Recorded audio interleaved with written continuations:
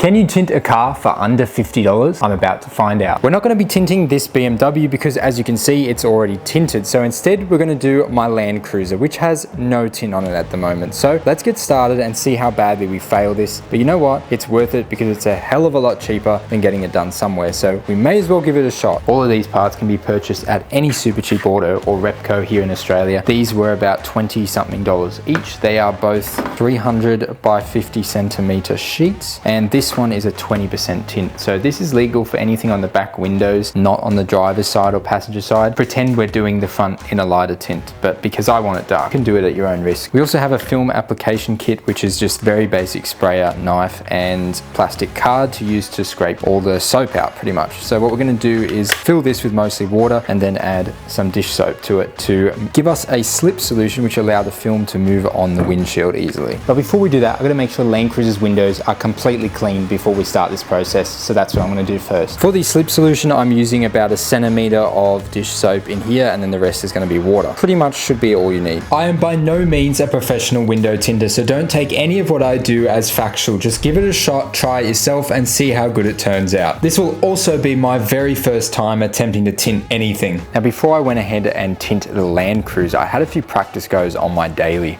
and as you can see, this is how it's turned out. This is the front, no tint at all, and this is the back, 20% tint, and also the back panel. Honestly, I'm surprised with the outcome. I did fail a little bit. I also almost forgot to take off the plastic adhesive. So when you're doing that, you'll see there's a plastic adhesive you have to remove on one side. So it's a very specific way you have to lay it, and I'm gonna show you all of that. But for now, this is my first ever tint job, and this is the outcome. As you can see, there's no major bubbles or anything. It's not perfect. I'd love it to be perfect, obviously, but this was only $25 worth of tint, and it tints the back half of the car, basically. So as you can see, we have tinted this side as well. Now, obviously I'm not a professional and this is the cheapest tint you can buy. So I'm sure there's better options, but for now, this one will do just fine on the daily and pretty much just fine on the Land Cruiser. I'm honestly considering getting some 5% for the Land Cruiser because this isn't as dark as I'd hoped it would be, because we could probably run 5% on the back half of the Land Cruiser and it wouldn't be a major issue. So I'm gonna start with the easiest windows first and then work my way forward.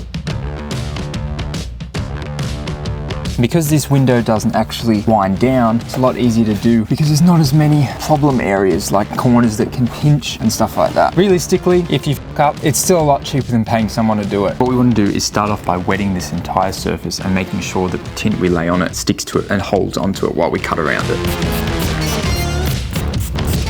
Now, the super important part is to make sure that the surface we lay here, or the side of the tint that we lay on here, is the opposite side to what we need. So we want to lay the side that isn't sticky or isn't going to have the adhesive layer on it, so we can peel that off and stick it on the other side, which I'll show you in a sec. And the easiest way to separate the tint's adhesive layer is actually using the teeth method, which is putting each side on your teeth and kind of crushing it a little bit to separate it. That's pretty much the easiest way I've found. You can kind of sticky tape one side and the other side and try to separate it, but honestly, it's easier just to leave a little chunk off and separate it with your teeth, as awkward as it looks. As you can see, if you can see closely, we have the adhesive layer on this side. So you want the adhesive layer facing out while we lay this on to get the size right and do all the cutting. That is to ensure that when we put it on the inside, the adhesive layer is facing the glass. Now, obviously this is a pretty big window. I should have probably gotten a larger size tint, but it does just fit. And because there is a lot of room for error on the sides of these windows with the dark spots, not as big of a deal. Want to make sure you have your Stanley knife ready and make sure that it's a very sharp one too. This is honestly probably the hardest part of the whole job, making sure this sticks and doesn't fly off.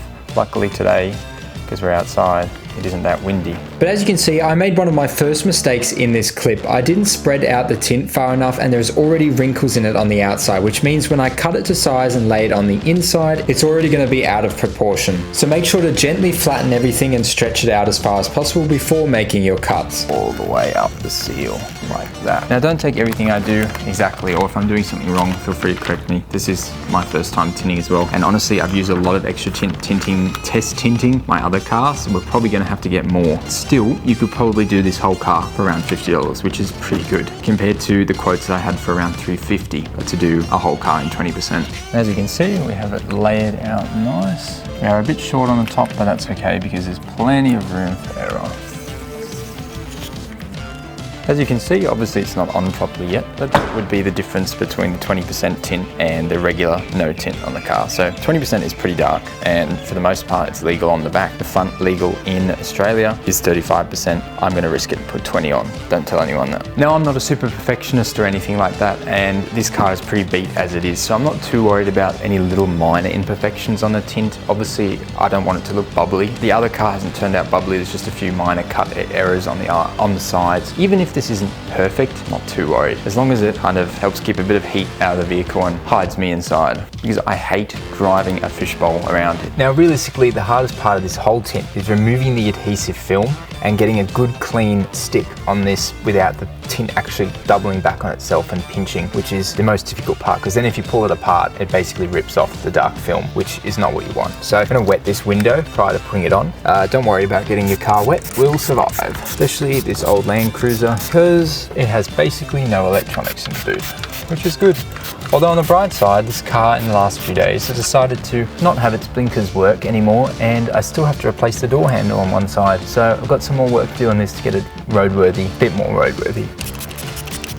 I'm just placing this here. We still haven't peeled off the adhesive layer because I don't want it to pinch itself. So what I'm going to do is the very annoying method of basically chewing the corner of the tint to get the sticky part off, which is a little bit gross to watch on camera, but it's actually very easy and effective. Where I messed up on this part is trying to remove the adhesive layer while it was stuck on the window, and do it in steps. The easiest way is to cut it fully to size, remove the adhesive layer with it off the windshield, cover it in water and stick it back on so it's in one piece and it's not a major drama. I was just paranoid of the wind blowing the film back on itself and it getting stuck to itself. Now, from a distance it doesn't look too bad, but unfortunately one of the biggest problems you'll have when you do it the first few times while you're trying to get the technique correct is this. This is pinching in the tint when it's layered and it sticks together. So this panel, basically there's no way to fix that once it's on. I'm gonna have to redo it. This is just all part of the learning process. Unfortunately, probably for the first few attempts you will get spots like these, which can come out. I still have to squeegee a bit more out, but this is the main issue. These lines, they're not hairs, they're literally just kinks in the tint. So whilst most of the tint looks semi-decent, it's practically entirely ruined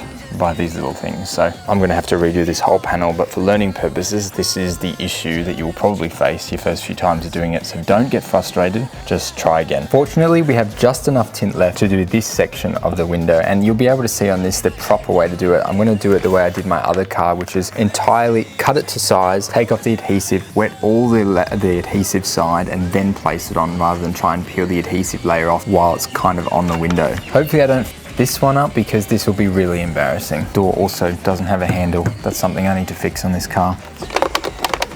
So normally you're meant to size it up when it's on the outside of the car, but because we have a weather guard on here, I'm going to do it on the inside, which means that I need to put the adhesive side facing the glass.